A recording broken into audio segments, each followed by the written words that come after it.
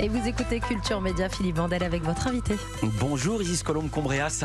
Bonjour Philippe Vandel. Vous êtes journaliste, on vous a même vu à la télé sur Canal Jimmy. Vous êtes surtout la fondatrice de Milk avec Karel Ballas. C'était en 2003, ça fait exactement 20 ans. Alors Milk, c'est un concept unique. C'est un magazine de mode pour les enfants et même parfois pour les bébés, aussi pour les mamans. C'est un magazine papier. C'est également une success story. Vous êtes désormais présent à l'international avec des franchises au Japon, en Corée du Sud et en Chine. Les magazines Milk cumulent plus d'1 million d'abonnés sur les réseaux sociaux. Voilà pour la présentation. Vous avez une double actualité. La sortie aujourd'hui du nouveau numéro de Milk Décoration, parce qu'en plus vous déclinez le concept et surtout on a pris ça le 26 mai dernier, cette annonce, l'acquisition de Milk par Prisma Media, géant de la presse français magazine, détenu par Vivendi, participation majoritaire avant de racheter intégralement la marque d'ici à 5 ans. Mais d'abord la présentation, Milk, ça veut dire lait. Pourquoi l'avez-vous lancé? Qu'est-ce qu'on trouve dans vos pages?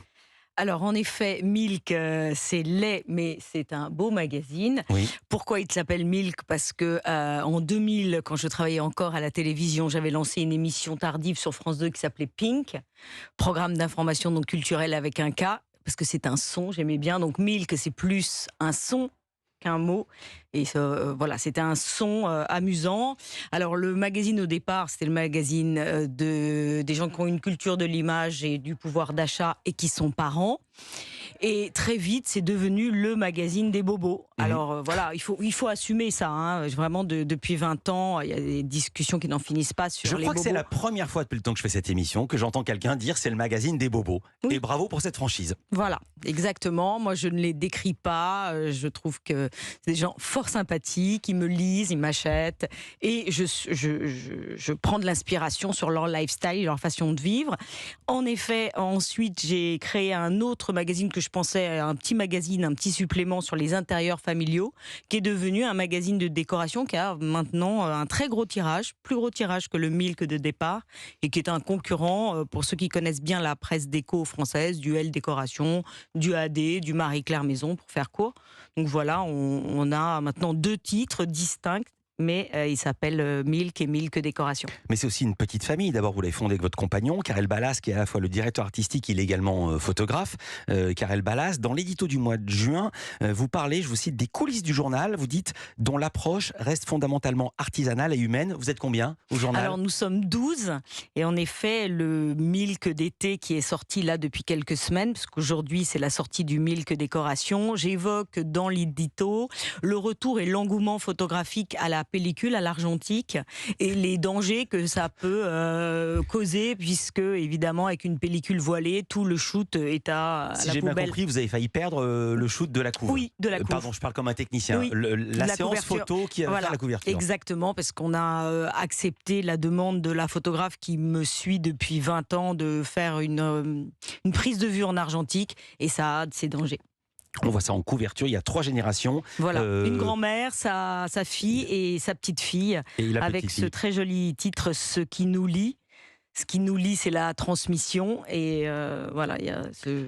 Quoi d'autre au sommaire de ce numéro de juin? Il y a un reportage sur la danse chez les enfants. J'ai appris ce qu'était l'épigénétique, j'ignorais totalement. Alors dans ce numéro, donc c'est le numéro été, je précise toujours pour ceux qui connaissent pas bien le titre qu'évidemment on est acheté par des adultes et pas par des enfants, que certes on est un magazine de luxe dans la mesure où on a une belle iconographie et on parle de lifestyle, de mode, de voyage, mais on est à 7,90 €. C'est quand même accessible pour rêver et puis pour s'initier et s'inspirer. On n'est donc pas acheté par les enfants. Non, mais je précise toujours parce que pas tout le monde est au courant. Oui, c'est pas au capi. Et voilà, exactement. Et dans ce numéro, donc il y a une très belle couve avec une très belle série de mode réalisée avec donc 3 générations, une même famille. Ce qui est important depuis 5 ans, c'est que pendant longtemps, la couverture du magazine était un enfant qui portait de la mode, oui, et un enfant souvent qui était issu professionnellement d'une agence de mannequins. Ce n'est plus du tout le cas. Depuis 5 ans, on a fait un virage avec l'équipe. On ne photographie que des vraies fratries, des vraies familles, des vrais amis dans une école. On a complètement changé. Pourquoi? Parce qu'on est beaucoup plus inclusif. Et en effet, dans les familles, il y a des gens qui sont très agréables à regarder, d'autres moins. C'est plus notre problème. On les prend tous en photo. Je ne vais pas dire son nom, mais je me souviens d'une journaliste télé qui avait posé en couverture de je ne sais plus quel magazine avec son bébé. C'était un autre bébé, parce qu'elle ne voulait pas que ce soit le sien. Voilà. Elle avait fait un casting de bébé. Exactement, mais là on est assez loin, c'est vraiment l'inverse puisqu'on a fait une très belle couve avec une mannequin australienne il y a 3 ans et son petit garçon trisomique.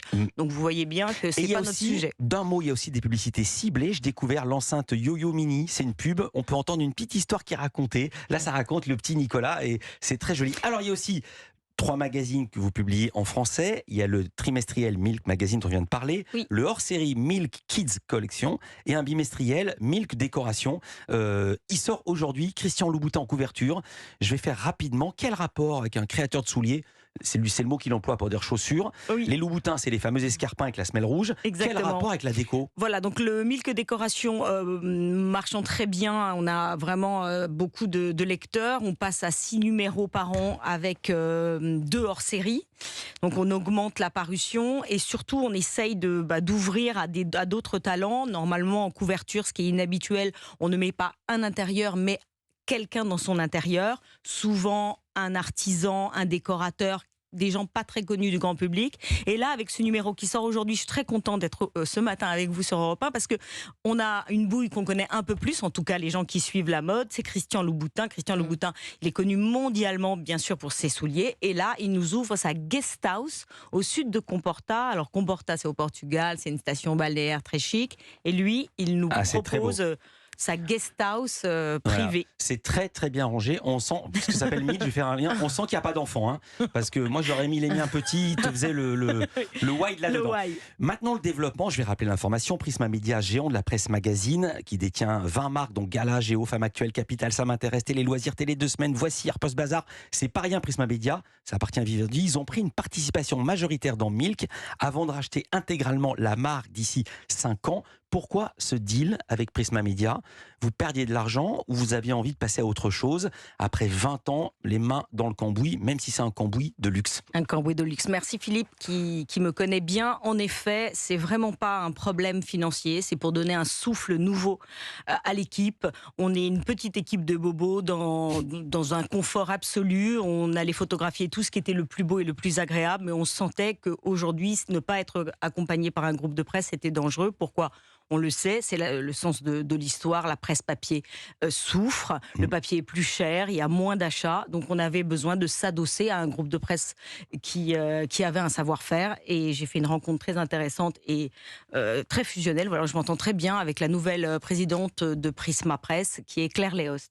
Claire Léost qui est déjà venue dans cette émission. Question très rapide, vos équipes vous écoutent, il y aura un plan de départ volontaire, forcé. Est-ce que vous-même, vous allez rester à la tête de Milk? Alors, personne ne part. On reste ensemble pendant 4 ans et demi. Mon mari, moi et mes équipes.